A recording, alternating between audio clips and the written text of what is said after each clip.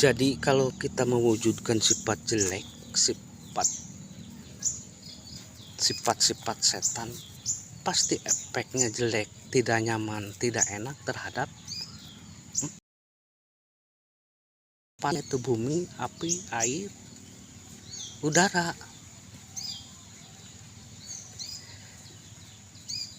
Tidak sesuai dengan dia. Dan dia itu kan mengetahui bahwa Tuhannya itu maha suci, mensucikan, sedangkan kita makhluk manusia, disebut manusia yang berakal pikiran sempurna, kok tidak berpikir, malah sering melakukan sifat-sifat setan itu. Ya akhirnya bumi ini tidak nyaman, air ini tidak nyaman, api ini merasa tidak nyaman, udara ini merasa tidak nyaman. Apa timbulnya? Yaitu bumi bergeser sedikit, berubah sedikit kan hancur, longsor. Air kan dia udah kesaksi oleh kita. Gimana kalau air datang yang besar? Udara, banyak kan lokasi yang tertimpa seperti puting beliung.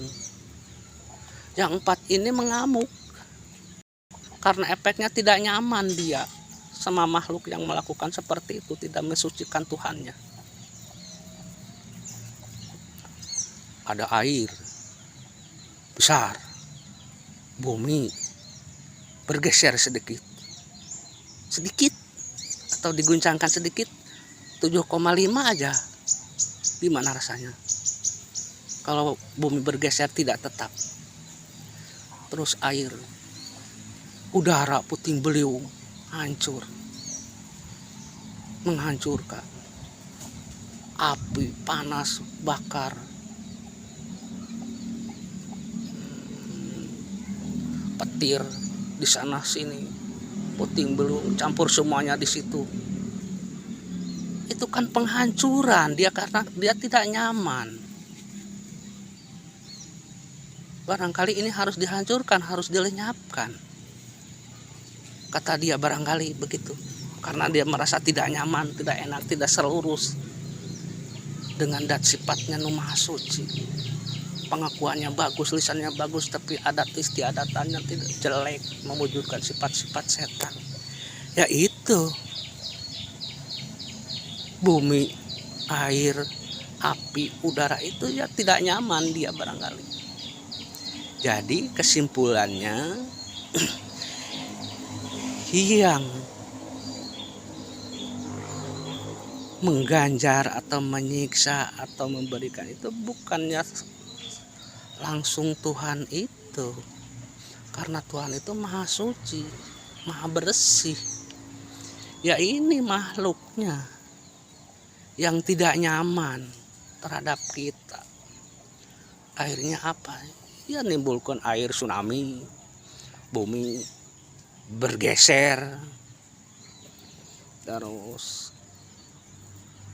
api banyak di sini, di situ kebakaran. Kalau sudah ngamuk kan atau begitu. Petir, airnya, udaranya puting beliung makin besar, kan itu berarti kemurkaan, ketidaknyamanan dia terhadap kita. Akhirnya dia memutuskan untuk menghanguskan kita, memusnahkan sebagian dari kita. Kan sejarah Nabi Nuh begitu, kan air yang petir, ada air, ada petir di situ, ada bumi. Terus zaman sejarah Nabi Lut apa? Kan ada sejarah untuk contoh untuk kita. Langit, maka yang ada di langit itu, makhluk yang ada di langit tidak nyaman barangkali. Turun meteor, hancur Satu malam hancur semuanya, sirna dari muka bumi ini. Ada sejarah lagi, negara kuno itu hilang satu malam. Barangkali dia tidak mensucikan Tuhannya, yaitu Allah Subhanahu wa Ta'ala. Karena dia tidak mensucikan, rasanya efeknya kan besar kepada makhluk yang lain. Akhirnya makhluk yang lain memutuskan untuk mengeksekusi, ya seperti itu.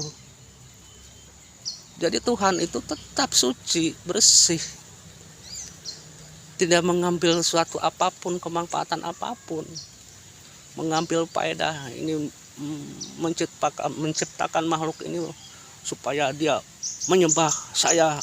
Tidak, Tuhan itu suci. Jadi kesimpulannya, ya akhlak kita ini saja yang akan memutuskan baik atau tidak. Hasilnya atau karmanya itu kembali lagi kepada kita. Yang baik karmanya baik, efeknya pasti baik ke seluruh makhluk. Yang jelek pasti kembalinya ke kita jelek, karena efeknya jelek kepada seluruh makhluk yang ada di lingkungan kita. Seperti itu.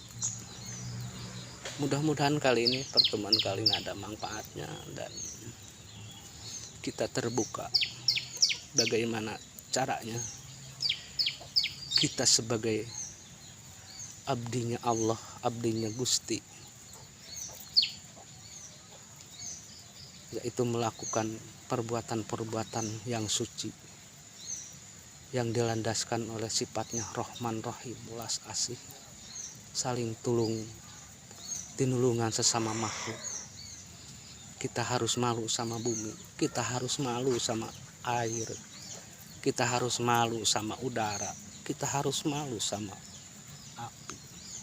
Karena hidup kita ini diurus atau dipuji oleh api, oleh 4 makhluk ini ciptaan Tuhan, yang dia setiap detik, setiap menitnya mensucikan, zatnya maha suci. Dia tidak berakal, tapi dia bisa mensucikan manfaatnya ke seluruh yang ada di muka bumi ini. Memujinya atau mensucikannya bermanfaat ke seluruh alam. Kapan kita bermanfaat? Jangan jauh-jauh, kita bermanfaat aja, bermanfaat saja selingkungan kita atau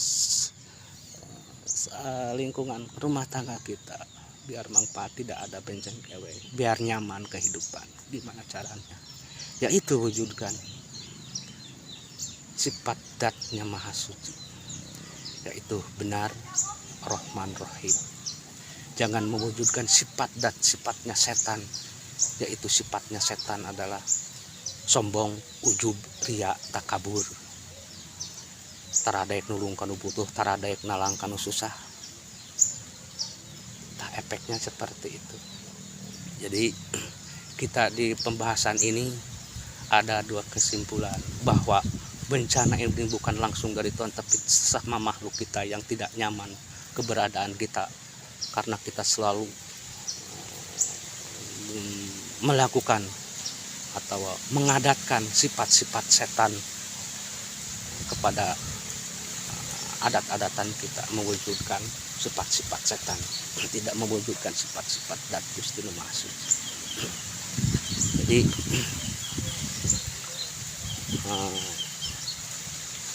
kesimpulannya,